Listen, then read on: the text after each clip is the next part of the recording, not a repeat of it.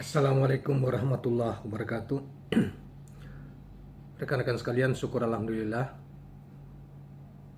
Eh, Semoga kita semua dalam keadaan sehat walafiat dan selalu dalam lindungan Tuhan yang Maha Kuasa. Rekan sekalian, kembali kita berjumpa di Jejak Semesta 65 dan kali ini kita akan menyampaikan sebuah uraian yang menarik terkait dengan berbagai fenomena yang viral, terutama berkaitan masalah kondisi Komisi Pemberantasan Korupsi atau KPK hari-hari ini. Dan sebagaimana Anda ketahui semua bahwa minggu-minggu ini, terutama 2 minggu terakhir ini atau 10 hari, kurang lebih 10 hari terakhir ini, KPK menjadi diharibiri oleh berbagai kalangan karena kepemimpinan KPK kali ini dianggap tidak penuh dengan masalah,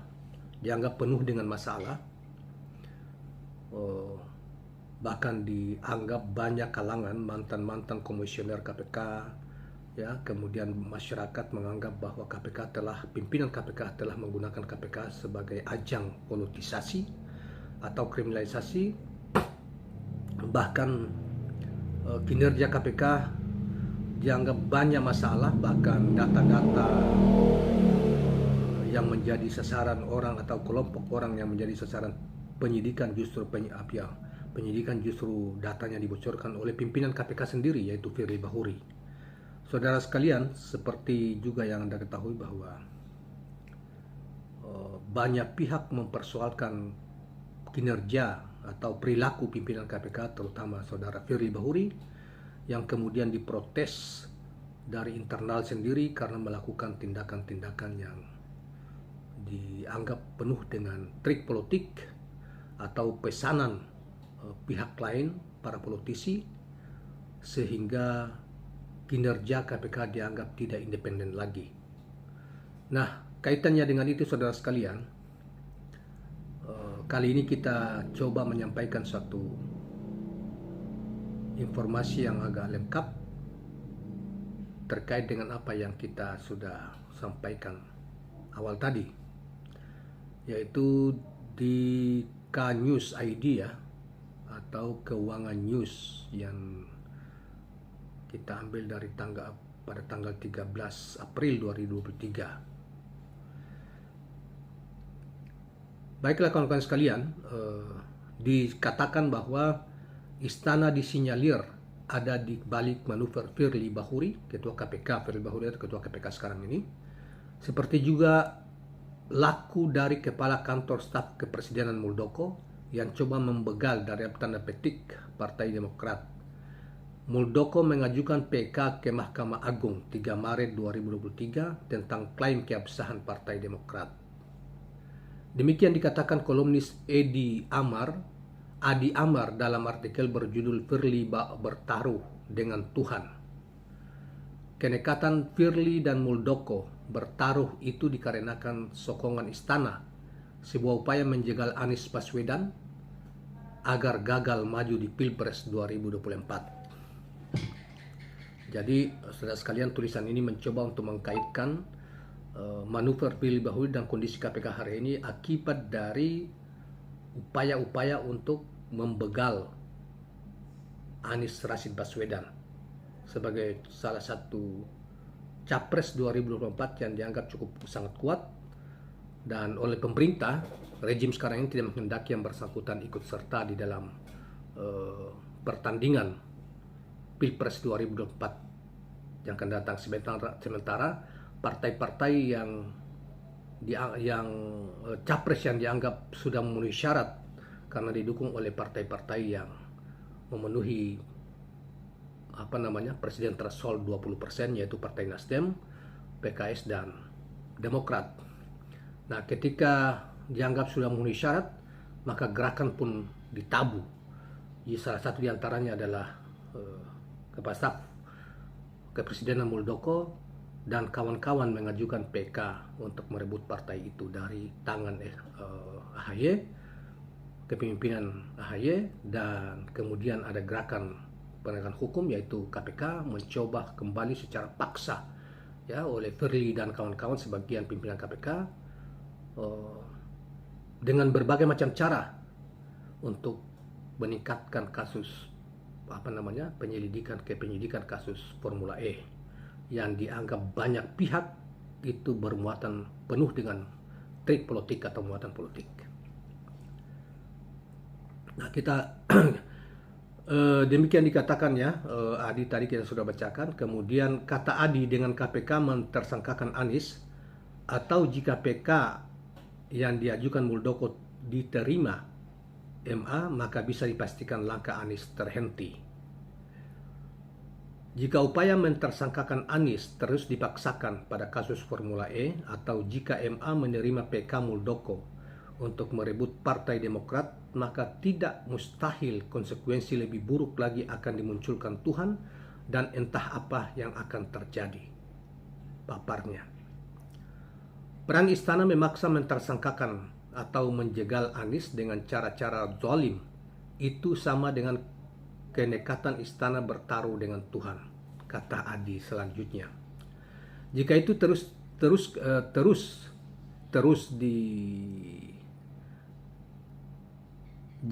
diteruskan, tidak mustahil kekuasaan rejim akan jatuh tersungkur, dan itu sulit bisa dibayangkan, paparnya. Selain itu, Adi mengatakan upaya keras mentersangkakan Anies dibuat jadi berputar 180 derajat menjadi persoalan Firly dengan internal KPK. Satu persatu persoalan berkenaan dengan kebijakan Firly yang otoriter. Reaksi pejabat KPK dari unsur kepolisian melaporkan Firly pada Dewan Pengawas KPK soal pemecatan Brigadir Endar Priantono, yaitu Direktur Penyidikan ya. Mereka minta sejawatnya bisa aktif lagi di KPK. Bahkan Brigjen Endar pun ikut pula melaporkan Firly ke Dewan Pengawas. Suasana KPK menjadi keruh dan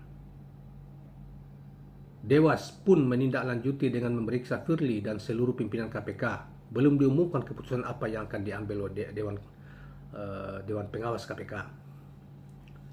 Mantan Ketua KPK Abraham Samad dan rekan-rekan lainnya, tampak diantaranya Bambang Wijayanto, Saud Sitomorang, Abdullah Hamahua, Novel Baswedan, dan mantan pejabat KPK lain ikut demo mendesak pemecatan Firly Bahuri dari Ketua KPK. Mereka bersama para pendemo dari masyarakat sipil anti korupsi bersinergi menyuarakan satu tuntutan, yaitu pecat Firly Bahuri. Nah, kawan-kawan sekalian, demikianlah uraian dari Adi ini yang dimuat di Keuangan News, yang merupakan analisa dari apa yang terjadi hari-hari ini menimpa KPK, terutama pimpinan KPK, karena banyak hal yang khusus kaitan masalah Formula E itu menyebabkan Firly, satu persatu perilaku Firly itu dibuka oleh internal KPK, orang-orang internal KPK sendiri. Bahkan Firly Bahuri juga berupaya untuk mewujudkan niatnya mentersangkakan Anies melalui Formula E itu, maka Deputi Penindakan, Direktur Penyidikan, kemudian sebelumnya dari kejaksaan ada satu direktur juga, itu dicoba untuk disingkirkan dan dikembalikan, sehingga terjadilah ketegangan antara Mabes Polri maupun pimpinan KPK. Bahkan isu ini menjadi perhatian yang sangat luas di kalangan masyarakat, sehingga dan dianggap bahwa Firly sudah terlalu jauh mempolitisasi KPK, sehingga KPK akan runtuh marwahnya di mata publik, sehingga mereka berbondong-bondong beberapa hari lalu turun untuk di jalan, terutama di KPK, untuk memprotes dan menuntut supaya Firly Bahuri dipecat dari kepemimpinan KPK. Bahkan di dalam isu itu juga dikatakan bahwa Firly juga telah di tengah para penyidik untuk mengungkap apa yang terjadi di Kementerian SDM, diduga ada banyak korupsi di situ. Tetapi sebelum itu Firly telah juga membocorkan masalah itu ke pihak SDM, sehingga itu menjadi semakin runyam dan dikatakan Firly telah melakukan kejahatan membocorkan rahasia negara atau rahasia penyidikan, dan ini dianggap sangat tidak bermoral dan sudah tidak tepat lagi dipertahankan sebagai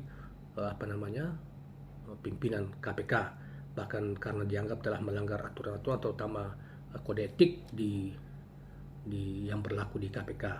Saudara sekalian, Saudara Firly ini adalah salah satu pimpinan KPK yang sangat kontroversial sejak pertama dia menjadi pimpinan KPK, karena telah diduga melakukan banyak pelanggaran dan melakukan langkah-langkah yang justru memperlemah KPK, kinerja KPK, di mana KPK sendiri sebelumnya undang-undangnya telah direvisi dan dianggap itu satu langkah di pemerintah rejim Jokowi ini mencoba untuk melumpuhkan KPK. Ditambah lagi dengan kepimpinan Firly yang diduga juga secara moral dan etik orang ini tidak pantas menjadi pimpinan KPK, karena pada periode sebelumnya ketika menjadi Deputi Penindakan kalau tidak salah pada waktu-waktu sebelum menjadi pimpinan KPK itu juga menuai banyak masalah yang juga sudah disampaikan ke publik oleh mereka-mereka yang telah mengetahui soal ini. Nah, oleh karena itu kawan-kawan sekalian, di dalam analisa Adi tadi, dia juga mengatakan bahwa apa yang dilakukan oleh rejim sekarang ini, yang diduga apa yang terjadi di KPK maupun yang dilakukan oleh Kepala Staf Kepresidenan Muldoko, itu juga tidak terlepas dari campur tangan atau perintah secara tidak langsung dari rejim istana. Tujuan akhirnya dalam rangka untuk menjegal Anies untuk tidak ikut serta atau tidak maju atau menggagalkan pencapresan Anies pada pemilu 2024 yang akan datang. Demikianlah kawan-kawan sekalian apa yang disampaikan oleh Adi melalui tulisan tadi, dan mudah-mudahan bermanfaat. Kawan-kawan sekalian jangan lupa subscribe, like dan share channel ini. Assalamualaikum warahmatullahi wabarakatuh.